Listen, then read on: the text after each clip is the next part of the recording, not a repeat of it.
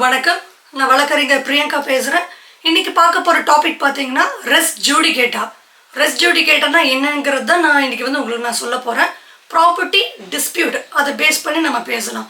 இப்போ பார்த்தீங்கன்னா ரேவதின்னு ஒருத்தவங்க இருக்காங்க, பிரியான்னு ஒருத்தவங்க இருக்காங்க. ஒரு பீஸ் ஆஃப் லேண்ட், ஒரு லேண்ட் இருக்குது. அந்த லேண்டில் ரெண்டு பேருமே கோ ஓனர்ஸ். அப்படி இருக்கிற நிலைமையில் இப்போது ரேவதிங்கிறவங்க என்ன பண்ணுறாங்கன்னா, நீதிமன்றத்தை அணுகி இந்த ஃபுல் ஓனர்ஷிப்பும் என்னுடையது தான் அப்படின்னு சொல்லிட்டு ஒரு வழக்கு போடுறாங்க. சரிங்களா? இப்போ அந்த வழக்கு நடந்ததுக்கப்புறம் பிரியங்கிறவங்க என்ன பண்ணுறாங்கன்னா, இல்லைங்க நானும் இதில் செலவு பண்ணியிருக்கிறேன் நான் அப்படின்னு சொல்லிட்டு அவங்களோட டாக்குமெண்ட்ஸ் எல்லாம் காமிச்சு அவங்க ஃபர்தராக என்னென்னா அந்த கேஸ் டிஸ்மிஸ் ஆகிடுது. இப்போ அப்படின்னு பார்க்கும்போது ரெண்டு பேருமே கோ ஓனர்ஸ் தான் அப்படிங்கிற மாதிரி டிசைட் ஆகிடுச்சு. இப்போ என்னென்னா 2 அல்லது 3 வருஷம் கழித்து இந்த ரேவதிங்கிறவங்க என்ன பண்ணுறாங்கன்னா, அந்த பிரியா மேலே இன்னொரு வழக்கு போடுறாங்க. என்ன மாதிரி வழக்குன்னா, இந்த மாதிரி அந்த பீரியடில் நான் அதிகப்படியான செலவு பண்ணியிருக்கேன் அப்படின் போது எனக்கு அதிகப்படியான ஷேர் வேணும் அப்படின்னு சொல்லிட்டு கேட்குறாங்க.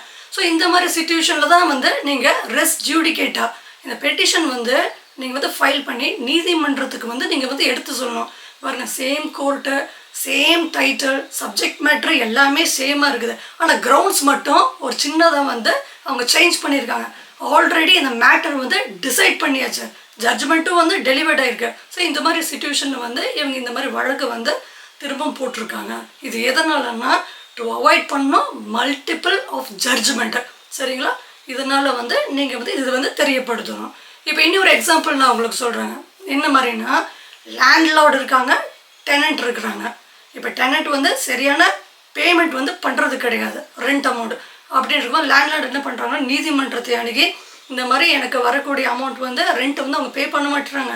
அதனால் அண்டர் டீஃபால்ட் ஆஃப் பேமெண்ட் அதன் அடிப்படையில் எனக்கு எவிக்ஷன் கொடுங்க அப்படின்னு சொல்லி கேஸ் ஃபைல் பண்ணுறாங்க. ஸோ ஆவணங்கள் இதெல்லாம் பார்த்த பிறகு நீதிமன்றம் என்ன பண்ணுறாங்கன்னா, எவிக்ஷன் அவங்க ஜட்ஜ்மெண்ட் டெலிவர்ட் பண்ணிட்டாங்க. இப்போ என்னென்னா, திருப்பியும் 2 வருஷம் அல்லது 1 வருஷம் கழித்து டெனண்ட் என்ன பண்ணுறாங்கன்னா, பெர்மனெண்ட் இன்ஜெக்ஷன் சூட் ஃபைல் பண்ணுறாங்க லேண்ட்லார்ட் மீது. என்னென்னா, இவங்க ஆட்களோ அல்லது இவங்க யாரை ரெப்ரசன்ட் பண்ணுறாங்களோ அவங்களும் என்னை டிஸ்டர்ப் பண்ணக்கூடாது அப்படிங்கிற மாதிரி ஒரு வழக்கு போடுறாங்க. அப்படிங்கும் போது பாருங்கள், இதிலே பாருங்கள், ஆல்ரெடி அவங்க எவெக்ட் பண்ண அப்படின்னு சொல்லிட்டு ஜட்ஜ்மெண்ட் உங்களுக்கு போட்டாச்சு.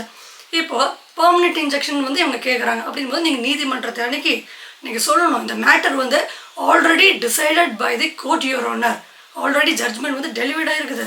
ஸோ இவங்க திரும்பவும் இது வேறு ஏதோ ஒரு நோக்கத்துடன் இவங்க இந்த மாதிரி பண்ணிருக்காங்க அப்படிங்கிறத நீங்கள் சொல்லணும். எதனாலன்னா, திரும்பவும் சொல்கிறது என்னென்னா, டு அவாய்ட் பண்ணும் மல்டிபிள் ஆஃப் ஜட்ஜ்மெண்ட்.